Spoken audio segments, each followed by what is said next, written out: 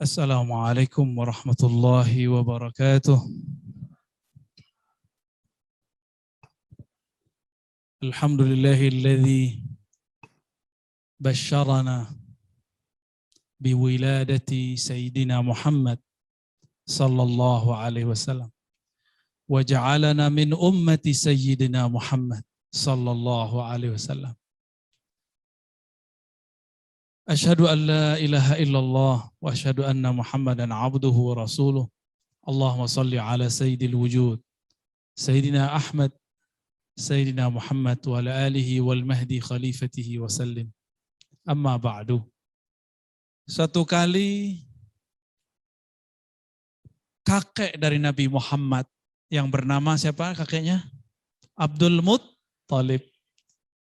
Abdul Muttalib bernazar.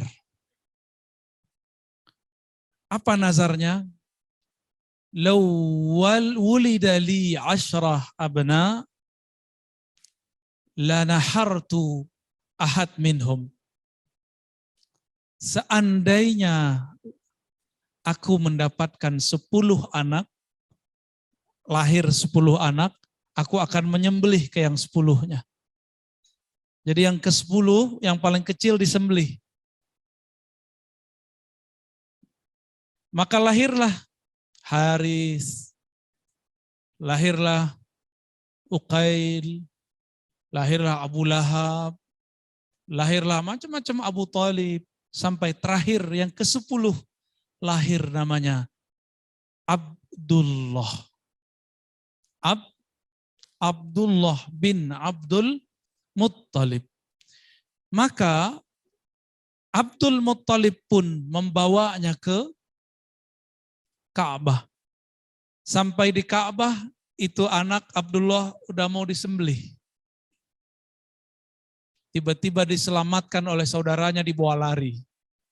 Maka datanglah kaum Quraisy kepada Abdul Muttalib. Kaum Quraisy itu suku besar, suku yang menaungi Abdul Muttalib. Jadi Abdul Muttalib itu ayahnya namanya siapa? Hashim. Bani Hashim itu disebut di bawah naungan Bani Quraisy. Berarti Abdul Muttalib di bawah naungan Bani Quraisy. Datanglah orang Quraisy semua. Abdul Muttalib, itu anak kamu kenapa mau disembelih? Kata beliau, saya nazar. Nazarku tidak boleh dibatalkan. Lalu, apa kata orang-orang Quraisy? Tunggu wahai Abdul Muttalib. Kita undi saja. Kita undi. Gimana ngundinya? Siap, dikasihlah 10 dari anak itu, 10 kendi. Siapa yang ada isinya di situ, ketika diputar, berarti dia nanti akan disembelih. Maka dibagilah. Ternyata yang dapat kendi yang ada isinya siapa? Abdullah. Ya udah, akhirnya Abdul Muttalib tetap mau menyembelih. Apa kata orang Quraisy? Baiklah. Ya. Kalau begitu, kita undi lagi. Nanti sekali undi, kalau masih dia yang terpilih, kami ganti 10 domba. Jadi supaya nggak disembelih diapain? Diganti dengan 10 domba. Diundi lagi. Ketemu lagi nama Abdullah. Diganti lagi 10 domba. Udah 20. Diundi lagi. Masih Abdullah. Diganti lagi jadi berapa? 30. Pusing orang Quraisy. Tapi Quraisy ini karena banyak juga yang kaya, mereka bilang, teruskan, ini cucu kita, nggak boleh dibunuh, nggak boleh disembelih. Undi lagi, sampai diundi ke yang 10 kali. Berarti 10 kali 10 berapa? 100 domba. Jadi harganya Abdullah itu 100 domba. Akhirnya yang ke-10 kali tidak lagi diteruskan undiannya karena namanya sudah hilang. Bukan ke beliau lagi. Abdul Muttalib pun tidak jadi menyembelih siapa? Abdullah. Besarlah Abdullah. Maka Abdullah ini dapat gelar Az-Zabih As-Sani. Orang yang akan disembelih yang nomor 2 dari keturunan Ibrahim. Yang pertama siapa? Pinter ya. Sayang nih, saya nggak bawa rida nih. Kalau ya saya kasih hadiah nih. Yang bisa jawab saya kasih hadiah biasanya ya. Baik. Jadi yang pertama Nabi Ismail. Jadi disembelih nggak Nabi Ismail? Nggak jadi. Abdullah pun tidak jadi disembelih. Abdullah kemudian jadi dewasa. Abdullah kemudian menjadi pedagang. Setiap kali musim dingin, ia belanja ke wilayah selatan karena agak hangat. Ketika musim panas, dia berangkat ke utara, ke wilayah Syam, wilayah Suriah, bahkan ke wilayah Busra, ke wilayah Syam, dan berbagai wilayah di utara. Masih muda, tapi sudah keluar masuk negara orang. Ini Adinda ini sudah berapa kali ke luar negeri? Belum banyak ya? Belum ya? Apalagi udah kena COVID. Udah gak sempat kemana-mana. Abdullah sudah bolak-balik ke luar negeri. Dalam perjalanannya, mau pulang, dia bertemu seorang perempuan. Perempuan ini hafal kitab suci Taurat. Dan doa-doanya sakti. Ketika melihat Abdullah, apa kata si perempuan? Wahai hamba Allah, datanglah ke rumahku, aku berminat kepadamu. Wah, ini perempuan berani juga ya. Berani dia sama laki. Ada yang berani gitu gak? Sekarang gak berani, entah kalau senang pasti berani. Ditariklah dia ke rumah.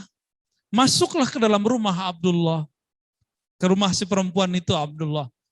Di dalam rumah si perempuan itu ingin menggoda Abdullah.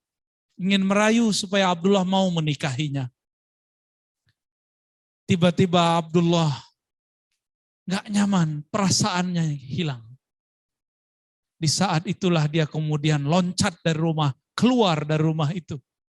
Dan dia kabur dari perempuan, padahal perempuan itu cantik. Sebagaimana kaburnya orang daripada melihat hantu. Emang hantu ada? Ya, hantu, lari gak? Kita lari kalau disebut begitu. Meskipun hantunya belum jelas ada.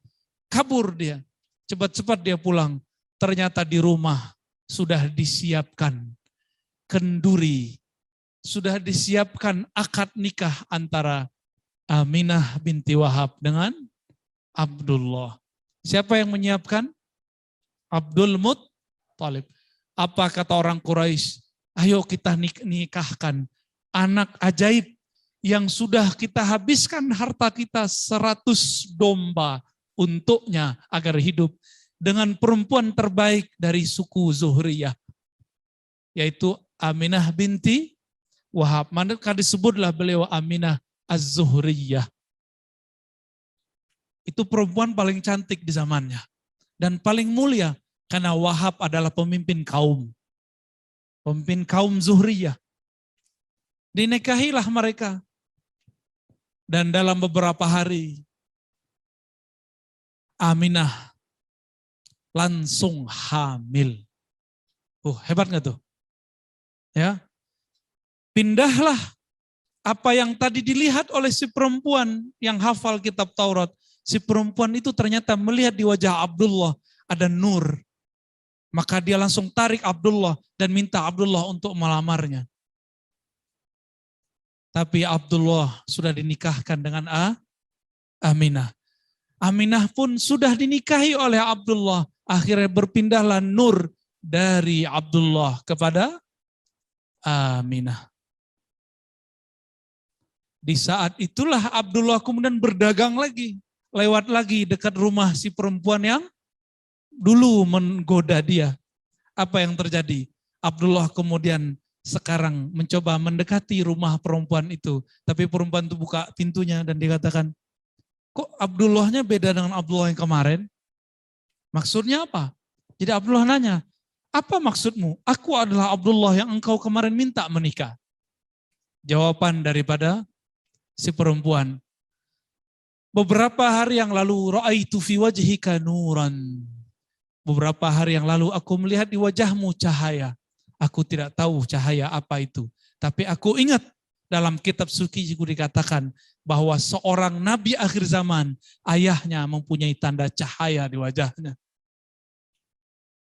Tapi al-an ma ra'aitu fika. Zahaba anka nuruh. Sekarang nurnya telah pergi. Aku tidak berminat lagi kepadamu. Tutup pintu, dikunci sama dia. Abdullah pun jalan, bingung. Ada apa gerangan? Teruslah Abdullah bergerak. Beliau kemudian berdagang berbulan-bulan. Ternyata ajal pun datang. Di tengah jalan beliau wafat. Belum sempat pulang, belum sempat melihat istrinya hamil, belum sempat melihat anaknya dikandung, belum sempat melihat anaknya lahir. Abdullah sudah wafat. Jadilah Aminah ibu yang janda. Janda ditinggal mati oleh suaminya. Kira-kira adik-adik ini kalau begitu sedih nggak?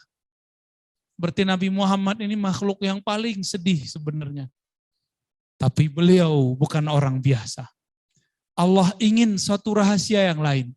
Nabi Muhammad disebut ummi, biar tiada yang mengajarinya. Seandainya Nabi Muhammad itu ada ayahnya, orang akan menuduh Nabi Muhammad itu diajarkan ayahnya. Maka Nabi Muhammad dibuat oleh Allah tidak punya ayah lagi.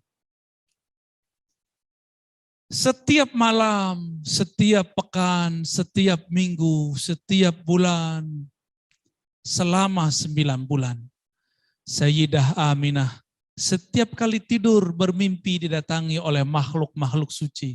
Ada kalanya Nabi Adam, ada kalanya Nabi Nuh, ada kalanya nabi-nabi yang lain sehingga tidak disebutkan satu persatu. Ibrahim, Musa, Isa.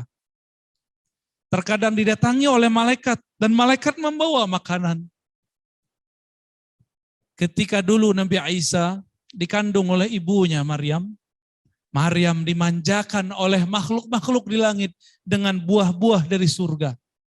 Maka Sayyidina Muhammad yang dikandung oleh Aminah pun dimanjakan oleh Sayyidina Jibril. Dibawakan buah-buah surga, dibawakan kenikmatan-kenikmatan surga. Meskipun Aminah tidak punya suami, tapi dia hampir tiap malam melihat keajaiban dalam mimpinya. Apa kata Nabi Adam ketika masuk ke dalam mimpi Aminah? Wahai Aminah, kamu sedang mengandung Sayyidul Alamin, penghulu alam semesta. Jika engkau melahirkannya, fasammihi Muhammadan, maka namakanlah dengan Muhammad. Besok-besok datang lagi Nabi Nuh dalam mimpinya. Apa kata Nabi Nuh? Wahai Aminah, kamu akan melahirkan penghulu para nabi dan rasul. Jika dia lahir, maka namailah Muhammad. Besok-besok datang lagi Nabi Ibrahim. Begitulah terus sampai beliau mau melahirkan. Ketika melahirkan, Allah kembalikan ruh Sayyidah Asiyah dan Sayyidah Maryam. Sayyidah Asiyah dan Maryam menjadi bidan mereka. Akhirnya lahirlah Nabi Muhammad tanpa berdarah-darah. Inilah keanehan di alam semesta. Apa kata Sayyidah Aminah? Ketika engkau aku lahirkan Muhammad, aku tidak melihat darah, tapi aku melihat cahaya. Cahaya itu tembus menerangi kaisar-kaisar, kekaisaran yang ada di Rum. Dinasti-dinasti yang ada di Persia. Dinasti Persia di zaman itu meliputi daerah Hijaz sampai ke Yaman, sampai ke Iran, ke Irak, sampai ke India. Semua terbuka, terlihat oleh Sayyidah Aminah. Ini saya mau tanya, kalau kita sekarang duduk di sini bisa ngelihat Malaysia nggak? Nggak bisa. Aminah saat melahirkan Nabi Muhammad melihat sekitar Arab, bahkan sekitar dunia. Ajaib nggak tuh? Karena yang dikandungnya sang ajaib, Nabi Muhammad Sallallahu Alaihi Wasallam. Lebih mulia Maryam atau Aminah? Lihat dulu siapa yang dikandungnya. Siapa yang dikandung Maryam? Nabi Isa. Siapa yang dikandung Nabi Sayyidah Aminah? Siapa yang mulia? Aminah atau Maryam? Aminah. Oke, paham? Maka adalah syair teman-teman dari Mesir ya. Semulia-mulia, senikmat-nikmat ibu, khairun nisa, sebaik-baik perempuan, itulah yang melahirkan Nabi Muhammad sallallahu alaihi wasallam ya. Dan Nabi kemudian mengatakan wulidtu makhtuna. Nabi Muhammad mengatakan aku terlahir sudah disunat. Muhammad kemudian beliau dewasa, mulai lahir, belum dewasa, baru beberapa hari. Orang Arab dulu punya tradisi, kalau anak lahir disusui kepada ibu susu.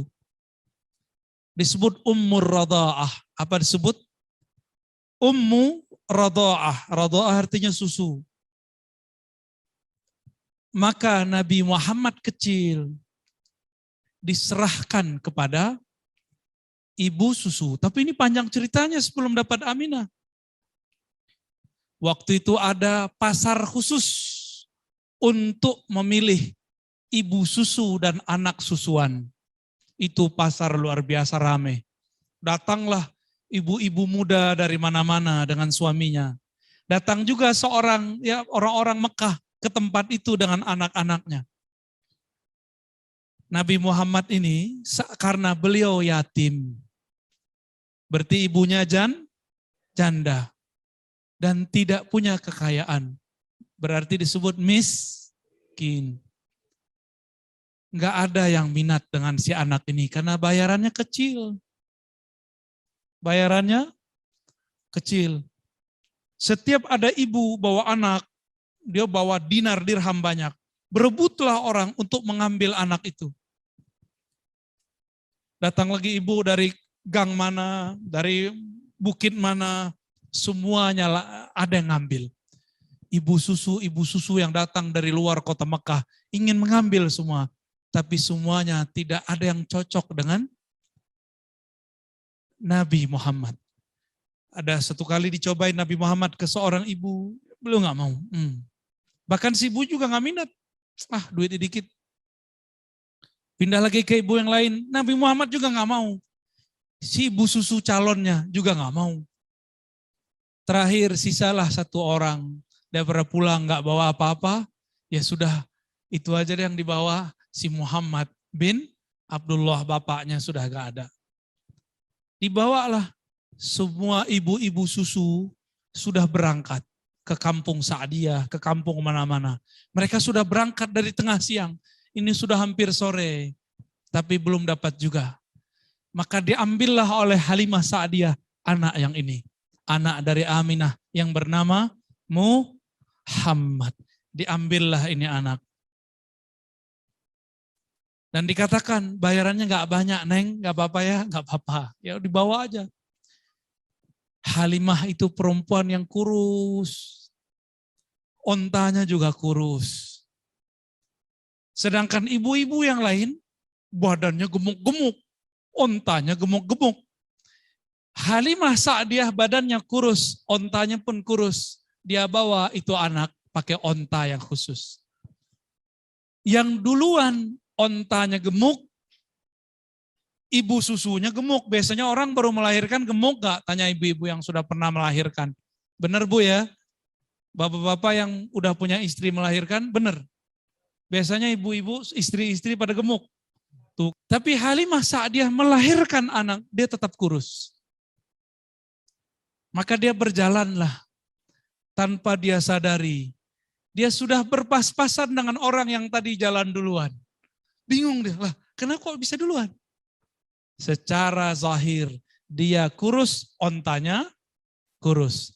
Secara batin dia membawa Sayyidul Alamin, penghulu alam semesta. Girangnya onta, karena onta mengerti siapa yang dibawa. Apa kata Nabi setelah Nabi besar? Nabi mengatakan, tidaklah ada makhluk di bumi dan di langit kecuali dia mengenalku. Dari kecil sampai besar, semua makhluk mengenal Nabi Muhammad. Maka onta ini mengenal Nabi Muhammad. Jadi ternyata onta ini dari tadi waktu di Mekah, setiap kali Halimah mendekat kepada seorang anak, ontanya gerak-gerak terus nggak mau. Ketika mendekat ke Nabi Muhammad, ontanya langsung mendiluk dan dia ingin bersama Nabi Muhammad. Jalan terus itu onta. Cepatnya bukan main, bagaikan angin kalau nggak disebut kilat. Tiba-tiba sekejap sudah sampai di kampung Sa'diyah. Heranlah Halimah, saya bawa anak apa ini? Kok cepatnya bukan main? Yang ibu-ibu gemuk, pakai onta gemuk, ontanya udah kepayahan. Apa kata si onta? Yang di atas gua kok gemuk amat? Maaf ya. Udah mau maghrib baru nyampe. Sedangkan Halimah Sa'diyah nyampe sebelum itu. Waktu sore sudah sampai. Mulailah Halimah Sa'diyah menyusui. Halimah Sa'diyah ini menyusui susah. Tanya ibu-ibu, kadang-kadang air susu nggak bisa keluar. Susah keluar. Tapi semenjak Nabi Muhammad menyusui anaknya, anak Halimah pun ikut menikmati air susu yang satu lagi. Setiap kali disusui ke bagian kiri, dia maunya bagian kanan. Dia nggak mau bagian kiri. Maka yang kiri siapa? Saudara susunya. Jadi Nabi Muhammad cuma mau bagian kanan. Pernah diceritain ini dulu? Belum. Terus kalian maulidan ngapain? Maulid Nabi, hikmah pertama, kedua gitu ya. Ceritanya belum udah hikmah aja. Cerita dulu baru hikmah. Baca akhir surat Yusuf. Dalam kisah mereka ada ibrah. Ambil dulu kisahnya, baru simpulkan ibrahnya. Ternyata Halimah Sa'diyah ini punya kandang ternak tapi tidak terlalu besar. Jadi dia punya usaha beternak domba dan onta. Tapi tidak terlalu besar. Ayah suaminya Halimah, yaitu ayah susunya Nabi Muhammad, itu setiap hari berangkat, ya, berangkat ke kebun. Di sana nggak ada kebun sebenarnya ya. Berangkat ke padang rumput, mengembala apa? Mengembala domba. Semulai dari hari itu, domba yang ada di tangannya ayah susu Nabi Muhammad itu gemuk-gemuk, gampang makan, jarang sakit, semuanya sehat, dijual-jualnya mahal. Maka lama-lama rumah itu jadi berkah. Lama-lama rumah Halimah Sa'diyah menjadi sumringah. Senyum tiap hari, mereka tidak pernah miskin. Mereka tidak pernah kehabisan uang. Mereka tidak pernah kehabisan susu di rumah.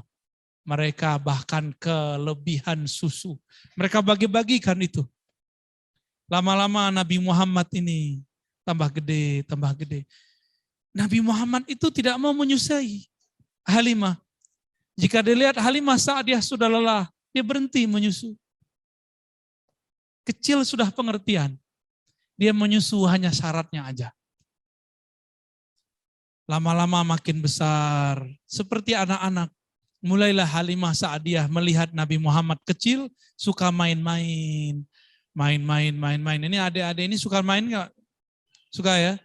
Kalau ada rumput, suka guling-guling nggak? Waktu kecil, sampai sekarang kayaknya begitu deh. Ada pasir, suka main-main di pasir nggak?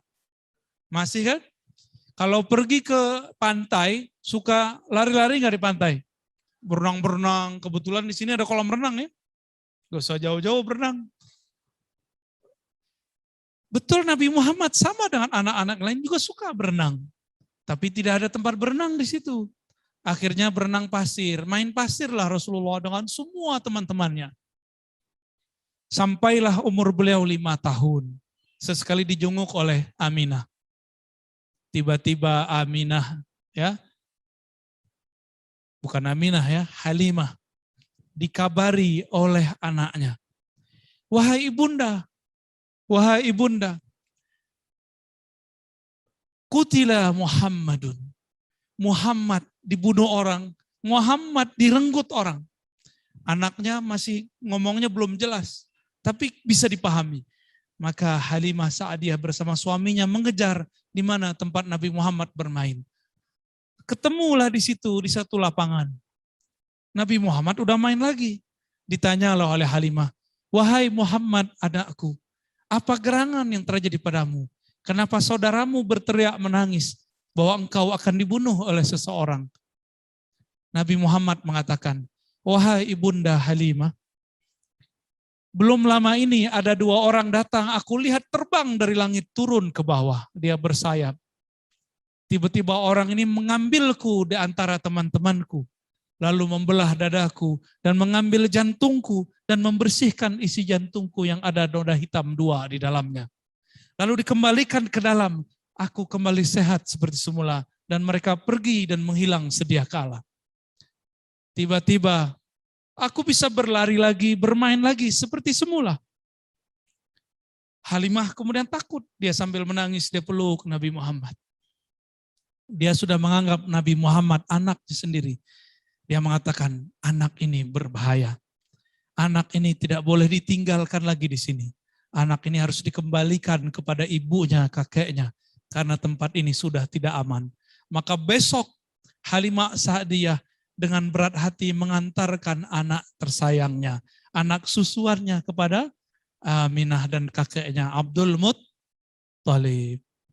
Sampailah di Mekah, diceritakanlah semua kejadiannya. Maka Aminah pun bercerita, betul anak ini spesial. Dulu waktu aku melahirkannya, aku melihat cahaya keluar dari badanku. Itu cerita dari siapa? Halimah dan Aminah. Jadi 2 ibu sudah menyaksikan bahwa anak ini luar biasa. Sallallahu alaihi wasallam. Sampailah kemudian Nabi Muhammad agak sedikit dari anak-anak menjelang remaja. Oleh kakeknya Abdul Muttalib, disuruhlah Nabi Muhammad ini dan pamannya Abu Thalib mengembala kambing atau domba. Maka tiada seorang nabi kecuali dia bawa tongkat juga untuk jalan, jaga diri, dan mengembala domba. Pernah ngembala domba enggak? Oh, saya waktu kecil pernah, karena ngikutin sunnah itu. Pernah punya kambing 3 bulan. Jadi tiap sore pulang sekolah saya nyabit rumput. Bapak saya larang, saya bilang enggak apa-apa, Pak. Ya, saya pengen tahu rasanya gimana jadi peternak. Walaupun cuma 1 kambing. Alhamdulillah, tangan kita kapalan dikit ya, 3 bulan lumayan. Karena saya ini aslinya kidal, nyabit rumput pakai kanan. Jadi nggak ada yang benar nyabit rumputnya. Kalau pakai kiri, udah nggak pas juga karena sudah dilatih pakai kanan. Ya sudah 3 bulan saya serahkan. Nabi Muhammad lebih lama lagi. Beliau sedang memerankan sebagai pengembala domba. Pengembala domba itu sabar atau enggak? Sabar. Jadi itu latihan kesabaran untuk Nabi Muhammad. Sabarnya bukan main tuh. Setelah agak remaja, Abu Thalib disuruh oleh Abdul Muttalib, ayahnya, berarti kakek Nabi Muhammad. Hei Abu Thalib, bawa cucuku ini berdagang ke wilayah Irak atau ke wilayah Syam. Maka berdaganglah mereka. Sampailah kemudian di satu negeri. Ternyata negeri itu negeri orang Nasrani. Di situ ada satu gereja. Gerejanya tidak ada berhala. Tidak ada patung Nabi Isa di situ. Ternyata gerejanya gereja Tauhid. Masih menyembah Allah semata. Disebut ajaran Kristen atau Nasrani Unitarian. Hanya menyembah satu Tuhan. Allah Subhanahu wa ta'ala. Dia menghafal kitab Injil. Dalam kitab Injil dia baca bahwa akan ada nabi akhir zaman yang dia selalu diiringi oleh malaikat, ditandai ada awan di atasnya. Karena gereja ini di samping jalan, Setiap kali ada karavan lewat, ada kafilah lewat, dia perhatikan, ada nggak awan di atas. Jadi 5 kilo dari sini dia lihat, ada nggak rombongan pedagang yang jalan, jika mereka jalan di atasnya ada awan. Seumur-umur puluhan tahun dia baru melihat sekali. Ternyata rombongan itu rombongan Abu Thalib. Di dalamnya ada anak muda namanya Nabi Muhammad. Orang belum tahu nih siapa namanya. Maka beliau sedang diajar berdagang. Tadi kata Pak Dr. Cepi, ada 4 sifat Nabi ya. Yang tertarik itu saya sifat fatona. Sifat apa? Cerdas. Dan yang paling penting juga sidik. Apa arti sidik? Jujur. Ini ujian Nabi dapat 2 sifat. Latihan. Di masa itu, Buhairah kemudian mengatakan kepada anak buahnya yang berkhidmah di gereja, wahai semua anak-anakku, santri-santriku, aktivis-aktivis gerejaku, siapkan makanan paling enak. Ada orang spesial mau datang ke gereja kita.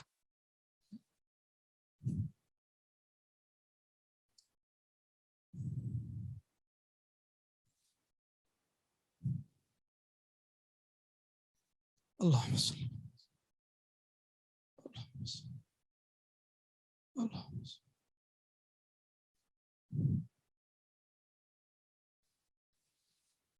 Allahumma sholli.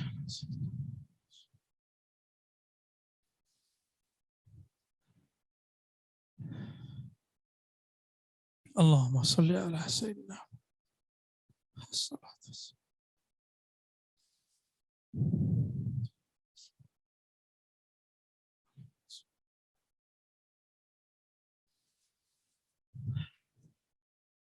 Buhairah pun berkata, aku telah menunggu orang yang dijanjikan di akhir zaman. Ciri-cirinya cuma satu. Jika dia berjalan, di atasnya ada awan. Dialah Nabi yang aku tunggu-tunggu. Nabi Muhammad Sallallahu Alaihi Wasallam. Akhirnya beliau Buhairah mempersilahkan kafilah yang lewat untuk masuk ke gereja beliau. Sampai di gereja mereka makanlah semua.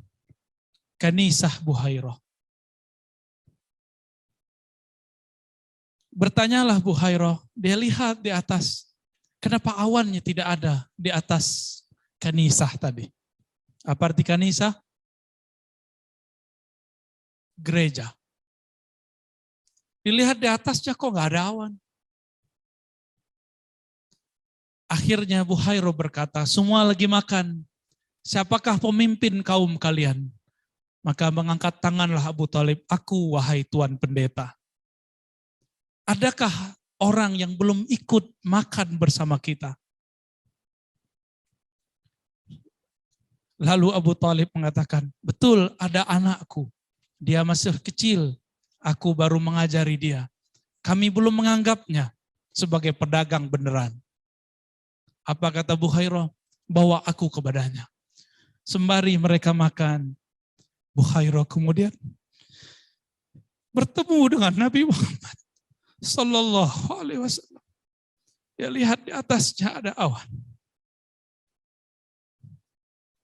Tidak banyak riwayat menyebutkan bahwa Buhairah sebenarnya langsung memeluk Nabi Muhammad Sallallahu Alaihi Wasallam.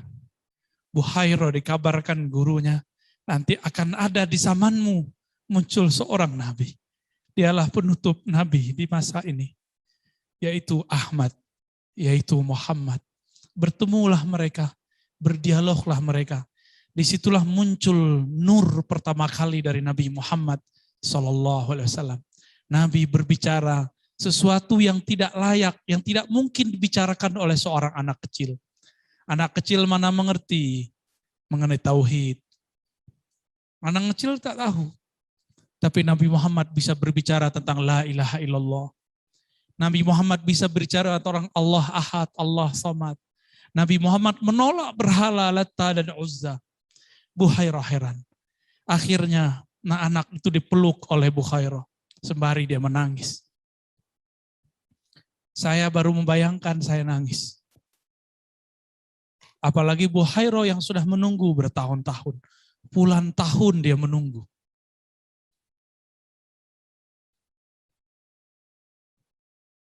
Akhirnya Abu Khairah mengatakan, wahai Abu Talib, hazal gulam nabiyun. Anak ini adalah seorang nabi. Anak ini seorang nabi. Ini adalah penghulu alam semesta. Penutup semua para nabi dan rasul. Semenjak hari ini jangan pernah engkau bawa lagi dia berdagang. Karena jika ahlu kitab tahu, Yahudi tahu, mereka akan membunuh anakmu ini. Maka Abu Talib pun mulai ketakutan. Segeralah Abu Talib bersama semua kafilahnya pulang menyembunyikan Nabi Muhammad sallallahu alaihi wasallam. Berarti Nabi Muhammad sudah dikenali sebagai nabi semenjak kecil. Siapa yang mengenali? Bukhairah. Siapa lagi? Abu Talib. Sampailah di Mekah. Nabi Muhammad menjadi remaja yang luar biasa. Wajahnya sangat bercahaya. Kata beliau, Nabi Yusuf itu ganteng dan gagah. Tapi jamaluhu nisfu jamali. Gagahnya Nabi Yusuf baru separuh gagahku. Nabi Yusuf lewat. Ibu-ibu cantik di Mesir lagi pegang apel dan pisau. Mereka kemudian melukai tangannya tanpa disadari. Enggak sampai buntung, luka aja. Dia menyakiti dirinya sendiri, tapi dia tidak merasai. Karena matanya sedang menatap makhluk yang setengah kegagahan alam semesta ada pada dia. Nabi Yusuf, bukan setengah ya, seperempat barangkali ya. Itu Nabi Yusuf. Kalau Adinda ini ngelihat aslinya Nabi Muhammad, mungkin gak bisa napas, pingsan kali. Gak ada yang sanggup lihat wajah Nabi Muhammad. Abu Bakar As-Siddiq setiap kali wajah Nabi langsung tunduk. Gak sanggup lihat. Maka Abu Bakar tidak sanggup menceritakan wajah Nabi. Setiap dia membayangkan mata Nabi, dia langsung menangis. Setiap dia terbayang bagaimana wajah Nabi menatapnya, dia langsung tunduk begitu. Gak ada kalam lagi. Seperti saya tadi gak bisa berkalam-kalam. Gak bisa, itu dibuat-buat. Abu Bakar setiap hari begitu, bayangkan. Setelah wafat Nabi, hampir setiap hari beliau ingat Nabi, beliau begitu. Maka Abu Bakar setiap sholat, ingat cara Nabi sholat, langsung tidak bisa menjaharkan baca Al-Fatihah. Maka beliau kalau sholat seperti sir, setiap hari seperti sir. Bismillahirrahmanirrahim. Langsung kemudian suaranya hilang. Abu Bakar As-Siddiq. Beda dengan Umar. Umar kalau rindu suaranya keluar menggelegar. Ini nggak tahu nih kalian yang mana nih? Abu Bakar atau Umar? Ya.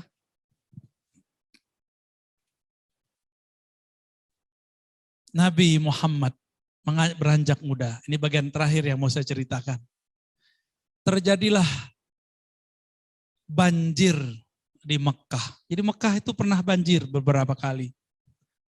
Ketika terjadi banjir, Hajar Aswad yang dulu belum terlalu hitam, tapi karena banyak berhala, kemudian menjadi hitam. Disedot itu dosa semua orang yang musyrik. Hajar Aswad itu enggak seperti sekarang kan sudah dirapihkan. Ya. Kalau kayak foto kayak udah dilaminating, itu apa sih namanya itu? Batunya itu sudah dirapiin. Dulu batunya jatuh karena banjir. Berdirilah semua kaum, masing-masing merasa dirinya, kelompoknya paling kuat. Mereka ingin mengangkat ke tempat semula, tapi tidak ada satupun yang berhasil.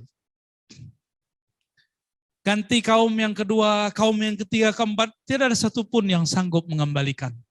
Nabi ini fatonah, inilah puncak fatonah Nabi. Supaya orang Arab semuanya dapat kemuliaan. Karena orang Arab ini haus kemuliaan, haus penghargaan.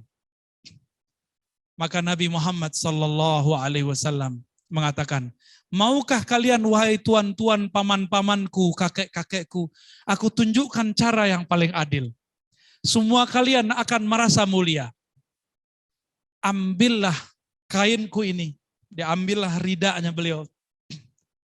Ya. Kemudian ditaruh di lantai. Pindahkanlah batu itu. Bahkan di riwayat lain tidak pakai rida. Kita angkat sama-sama. Ujung yang ini, kaum yang ini. Akhirnya ada 4 suku. Semuanya mengangkat bersamaan. Lalu mereka merangkat bersamaan. Kembalilah batu kepada tempatnya semula. Dan semuanya bersyukur, bertasbih, berterima kasih kepada Nabi Muhammad sallallahu alaihi wasallam. Terkenallah Nabi Muhammad saat itu dengan sebutan Muhammad Sang Jenius. Ini belum lagi Muhammad Al-Amin ini. Baru Muhammad Sang Jenius. Karena saya sedang berbicara di kampus Al-Maksum di mana banyak santri, banyak siswa-siswi.